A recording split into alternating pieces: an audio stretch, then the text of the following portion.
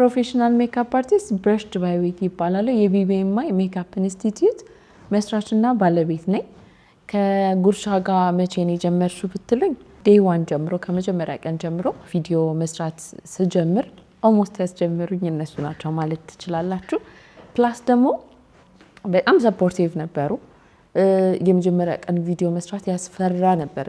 እኔ እንደፈራሁት ማንም የሚፈራ ሁላ አይመስለኝም እና በጣም ያስፈራ ነበር፣ ግን ሰፖርቲቭ ነበሩ። ኦልሞስት ላይክ ቲክታክ ላይ በደንብ ቪዲዮዎች ቫይራል እንዲወጡ ቲክታክ ላይ በደንብ መስራት እንድችል ሰፖርት አድርገውኛል።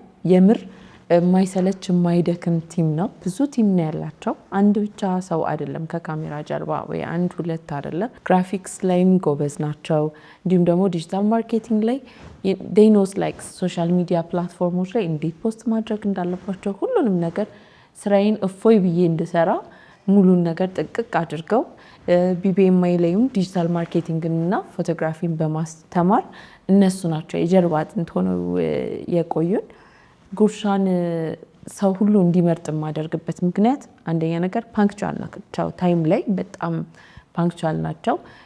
ፕላስ ደግሞ ኢቨን ኮንቴንት ክሬት ሲያደርጉ ከልባቸው ነው። በቃ ድርጅታችሁ ውስጥ ገብተው የድርጅታችሁን ላይክ ሚሽናችሁን፣ ቪዥናችሁን ሁሉ ነገር አውቀው አጥንተው ነው የሚሰሩት።